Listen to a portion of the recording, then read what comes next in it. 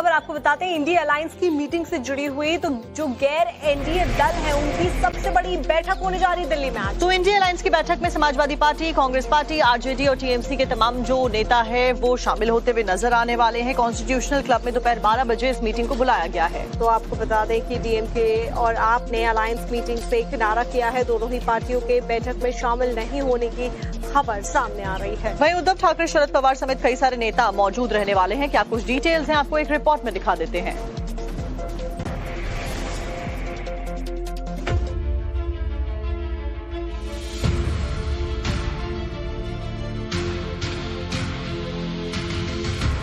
चार राज्यों और एक केंद्र शासित प्रदेश के चुनावी नतीजों के बाद आज देश की राजधानी दिल्ली में गैर एनडीए पार्टियों का बड़ा सियासी जमघट लगने वाला है। ये सभी पार्टियां दिल्ली के कॉन्स्टिट्यूशन क्लब में लामबंद होंगी। कांग्रेस नेता जयराम रमेश ने ट्वीट कर इसकी जानकारी दी। Congress, TMC, SP, RJD, National Conference, PDP, JMM, Shivsena, Uddhav गुट, एनसीपी, शरद पवार गुट समेत 23 पार्टियों का जमावड़ा लगने वाला है। आज की बैठक का पॉलिटिकल एजेंडा क्या है, ये इंडिया अलायंस ने क्लियर तो नहीं किया, लेकिन कांग्रेस महासचिव केसी वेणुगोपाल ने कहा, मीटिंग देश की मौजूद हालत पर हो रही है। एक तरफ इंडिया अलायंस केंद्र की एनडीए गठबंधन के खिलाफ मोर्चाबंदी में है, वहीं दूसरी तरफ इंडिया अलायंस में ही मनमुटाव दिख रहा है। बताया जा रहा है कि आज की बैठक में अरविंद केजरीवाल की आम आदमी पार्टी और स्टालिन की डीएमके ने बैठक से किनारा कर लिया है। दोनों ही पार्टियों के मीटिंग में शामिल नहीं होने की खबर है, जिस पर डैमेज कंट्रोल करते हुए जयराम रमेश ने एक्स पर पोस्ट करते हुए कहा कि जो पार्टियां बैठक में शामिल नहीं हो रही हैं, इसका ये मतलब नहीं कि अलायंस में दरार है, बल्कि कुछ वजहों से बैठक में शामिल नहीं हो पा रहे हैं। लेकिन जो भी दल मीटिंग में शामिल नहीं है वो भी मोदी सरकार की नीतियों के खिलाफ हैं। देश के अंदर दो ही नेशनल पार्टीज हैं, एक कांग्रेस पार्टी, एक भारतीय जनता पार्टी है। उन्होंने एनडीए बना रखा है, हमने इंडिया बना रखा है, बाकी सब छोटी छोटी पार्टीज हैं। इंडिया अगर सारे लोग चाहते हैं, उन्हें तय करना पड़ेगा उनका नंबर 1 एनिमी कौन है पॉलिटिकली, बीजेपी है या कांग्रेस है या आपस में है। अगर आप चाहते हैं कि भारतीय जनता पार्टी को सबक सिखाना है, आप चाहते हैं देश बचाना है, आप चाहते हैं संविधान बचाना है, तो आपको कांग्रेस के साथ आना पड़ेगा। पश्चिम बंगाल की पूर्व सीएम ममता बनर्जी बैठक में शामिल होने के लिए दिल्ली तो पहुंची हुई हैं, लेकिन जिस तरह से बंगाल में दीदी को करारी हार मिली है, उसको देखते हुए कांग्रेस नेता अधीर रंजन चौधरी बैठक में ममता के शामिल होने पर संदेह जता रहे हैं। तो अभी बंगाल में ममता बनर्जी और टीएमसी पार्टी, ये दोनों मतलब बिखरते जा रहे हैं, लेकिन इंडिया गठबंधन तो है ही है, और इंडिया गठबंधन की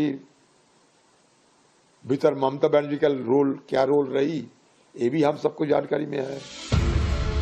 कांग्रेस इंडिया अलायंस में भले ही ऑल इज वेल का दावा किया जा रहा हो, लेकिन आम आदमी पार्टी का कुछ अलग ही कहना है। पार्टी नेता प्रियंका कक्कड़ ने कांग्रेस पर अलायंस से ज्यादा खुद को मजबूत करने का बड़ा आरोप लगा दिया है। कांग्रेस जो भी अलायंस करता है, उनका सोल मकसद अपने आप को मजबूत करना है। उनका मकसद देश को मजबूत करने का नहीं है, देश हित में नहीं है। कल भी हमने देखा कि किस तरह युवाओं के खिलाफ खड़े हो गए, देश के युवाओं के खिलाफ खड़े हो गए। जो पार्टी देश के युवाओं के खिलाफ खड़ी हो, उसके साथ कैसे खड़ा हो सकते हैं हम लोग देश के युवाओं के साथ हैं। आपने देखा कि हाल ही में जो तमिलनाडु में चुनाव कंक्लूड हुए, एक दिन नहीं लगा उनको अपने अलायंस पार्टनर की पीठ में छुरा भोंकने से। आम आदमी पार्टी के इस आरोप का जवाब देने में कांग्रेस भी पीछे नहीं रही। कांग्रेस ने अन्ना आंदोलन को याद करते हुए आम आदमी पार्टी की मंशा पर ही सवाल खड़े कर दिए। सोचा कि पहले जैसे आंदोलन खड़ा हो जाएगा, ये मत भूलें कि अन्ना आंदोलन अपने आप में कुछ नहीं था, अरविंद केजरीवाल अपने आप में कुछ नहीं थे, पीछे से आरएसएस बीजेपी की सपोर्ट थी, जिसके वजह से वो खड़े हो गए थे। तो अगर आम आदमी पार्टी कांग्रेस के साथ नहीं आती है या इंडिया गठबंधन के साथ नहीं आती है, तो परोक्ष रूप से बीजेपी का ही सब मदद कर रही है। इंडिया अलायंस की होने वाली मीटिंग के राजनीतिक शोर के बीच बीजेपी भी अपने विरोधियों पर हमला करने में पीछे नहीं रही और साल 2029 में होने वाले लोकसभा चुनाव में भी एनडीए की जीत का दावा कर दिया।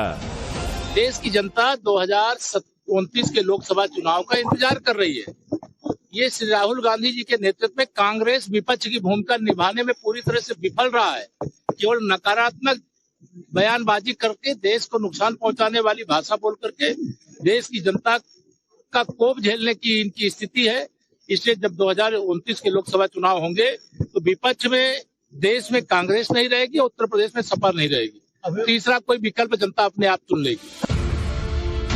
इंडिया अलायंस की बैठक को लेकर पक्ष और विपक्ष सभी के अपने अपने दावे हैं, लेकिन एक बात तो जरूर है, आज दिल्ली गैर एनडीए दलों का पॉलिटिकल एपिसेंटर है, जहां पर इनका मिलन देखने को मिलेगा और साथ ही साथ ये बैठक कितनी कारगर हुई ये तो मीटिंग के बाद ही पता चलेगा। लेकिन उससे पहले सभी की नजरें बैठक पर टिकी हुई हैं कि उसमें क्या खिचड़ी पकने वाली है।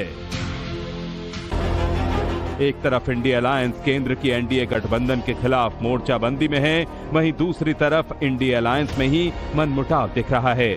बताया जा रहा है कि आज की बैठक में अरविंद केजरीवाल की आम आदमी पार्टी और स्टालिन की डीएमके ने बैठक से किनारा कर लिया है।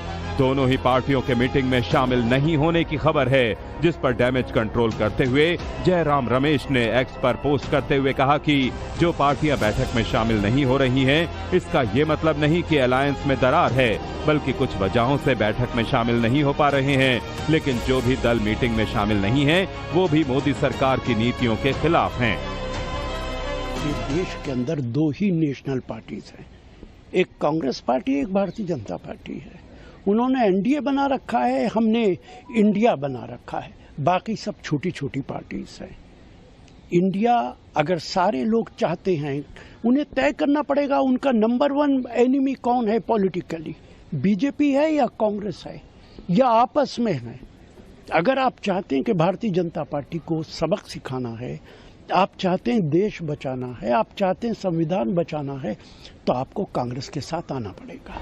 पश्चिम बंगाल की पूर्व सीएम ममता बनर्जी बैठक में शामिल होने के लिए दिल्ली तो पहुंची हुई हैं, लेकिन जिस तरह से बंगाल में दीदी को करारी हार मिली है, उसको देखते हुए कांग्रेस नेता अधीर रंजन चौधरी बैठक में ममता के शामिल होने पर संदेह जता रहे हैं।